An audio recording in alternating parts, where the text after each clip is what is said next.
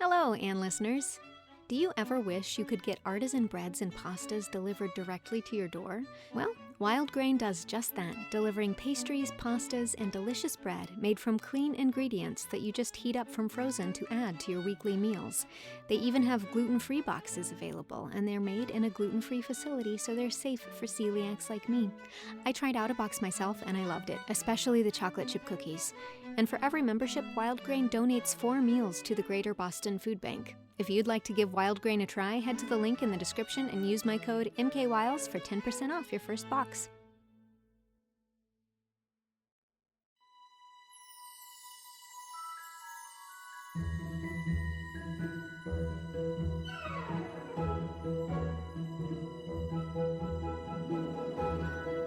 Anne of the Island. Chapter 36. The Gardners Call. Here's a letter with an Indian stamp on it for you, Aunt Jimsy, said Phil. Here are 3 for Stella, 2 for Pris, a glorious fat one for me from Joe. There's nothing for you, Anne, except a circular. Nobody noticed Anne's flush as she took the thin letter Phil tossed her carelessly, but a few minutes later Phil looked up to see a transfigured Anne. Honey, what good thing has happened? The youth's friend has accepted a little sketch I sent them a fortnight ago, said Anne, trying hard to speak as if she were accustomed to having sketches accepted every mail, but not quite succeeding. Anne Shirley! How glorious! What was it? When is it to be published? Did they pay you for it? Yes. They've sent a check for $10, and the editor writes that he would like to see more of my work. Dear man, he shall. It was an old sketch I found in my box. I rewrote it and sent it in, but I never really thought it could be accepted because it had no plot, said Anne, recalling the bitter experience of Averil's atonement. What are you going to do with that $10, Anne? Let's all go uptown and get drunk, suggested Phil. I am going to squander it in a wild, soulless revel of some sort, declared Anne gaily.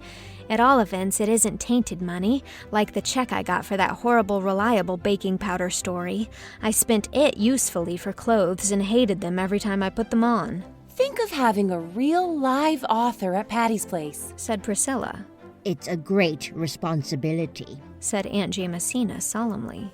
Indeed it is, agreed Pris with equal solemnity. Authors are kittle cattle. You never know when or how they will break out. Anne may make copy of us.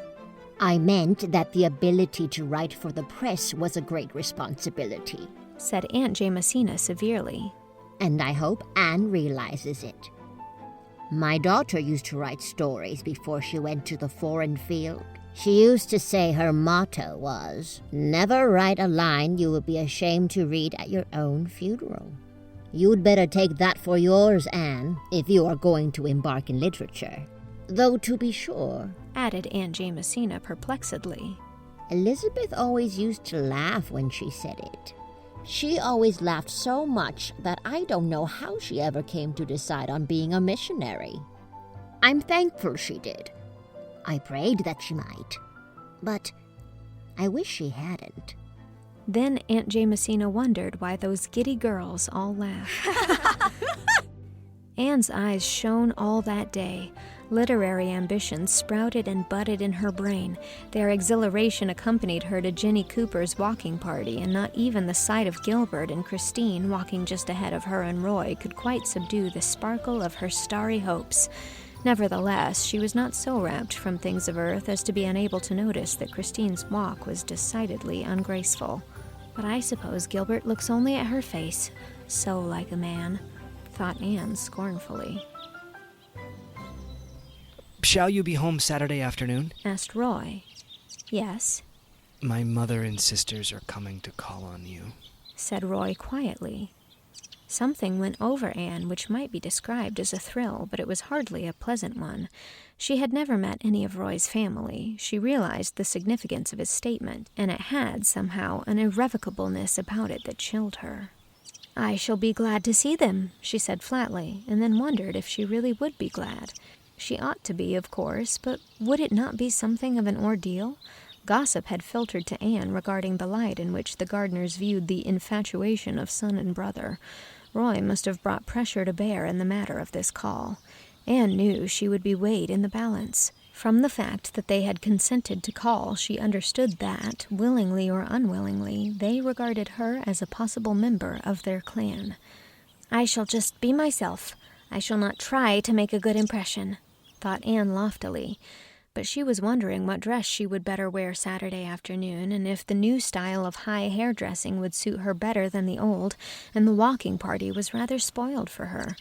By night she had decided that she would wear her brown chiffon on Saturday, but would do her hair low. Friday afternoon, none of the girls had classes at Redmond. Stella took the opportunity to write a paper for the Philomathic Society and was sitting at the table in the corner of the living room with an untidy letter of notes in manuscript on the floor around her.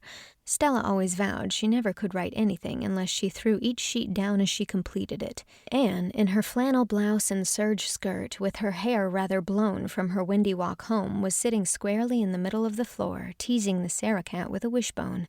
Joseph and Rusty were both curled up in her lap. A warm, plummy odor filled the whole house, for Priscilla was cooking in the kitchen.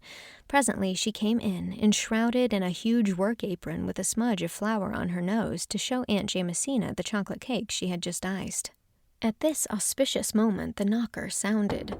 Nobody paid any attention to it save Phil, who sprang up and opened it, expecting a boy with the hat she had bought that morning. On the doorstep stood Mrs. Gardner and her daughters. Anne scrambled to her feet somehow, emptying 2 indignant cats out of her lap as she did so, and mechanically shifting her wishbone from her right hand to her left. Priscilla, who would have had to cross the room to reach the kitchen door, lost her head, wildly plunged the chocolate cake under a cushion on the Inglenook sofa, and dashed upstairs. Stella began feverishly gathering up her manuscript. Only Aunt Jamesina and Phil remained normal. Thanks to them, everybody was soon sitting at ease, even Anne. Priscilla came down, apronless and smudgeless, Stella reduced her corner to decency, and Phil saved the situation by a stream of ready small talk. Mrs. Gardner was tall and thin and handsome, exquisitely gowned, cordial with a cordiality that seemed a trifle forced.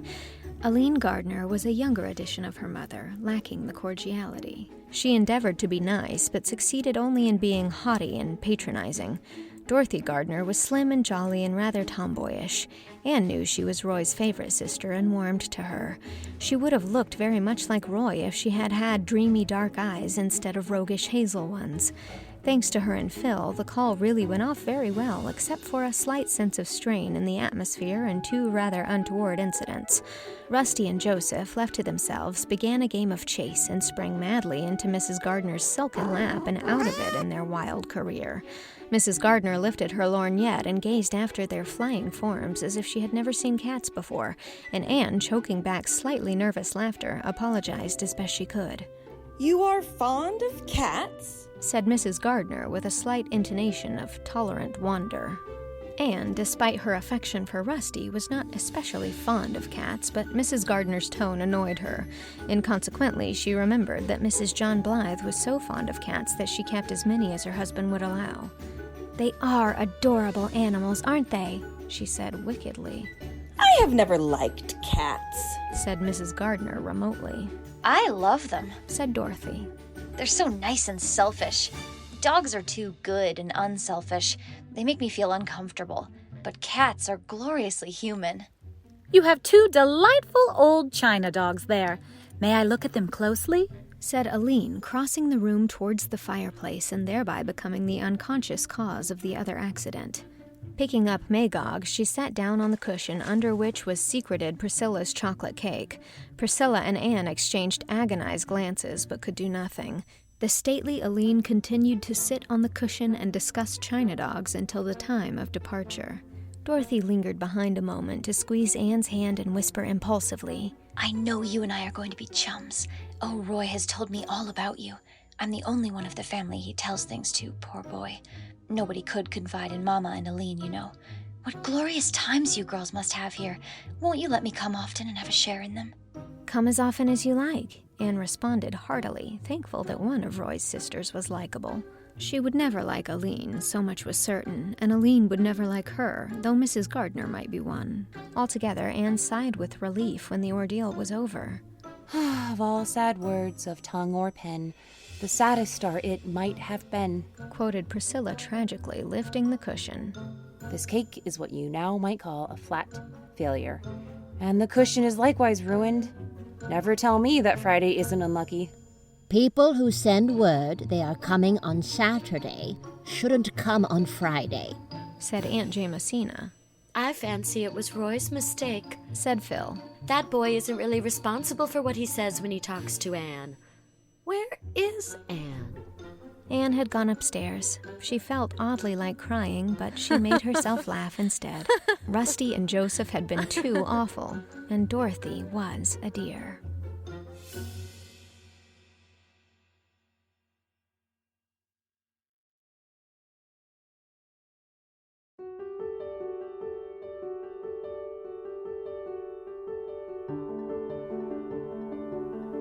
That was Chapter 36 of Anne of the Island.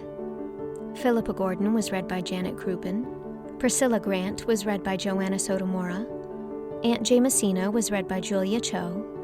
Roy Gardner was read by Curt Mega. Mrs. Gardner was read by Anne Spilman. Dorothy Gardner was read by Ginny D. Aline Gardner was read by Tara Perry. And Anne Shirley was read by me, Mary Kate Wiles. It is also recorded and edited by me. Special thanks to patrons Rachel Belinsky, Larissa Jones, Katie, Deborah Shapiro, and Phoebe Shaylor. Executive produced by Allie Bertz-Brown, Warren Day, Jane Leach, Lisel Perrine, and Justin Waterman. Support this project on Patreon at patreon.com/mkwiles to get access to the entire book, early episodes, ad-free episodes, and more. Thank you very much for your support. Chapter 37 will be coming sometime soon.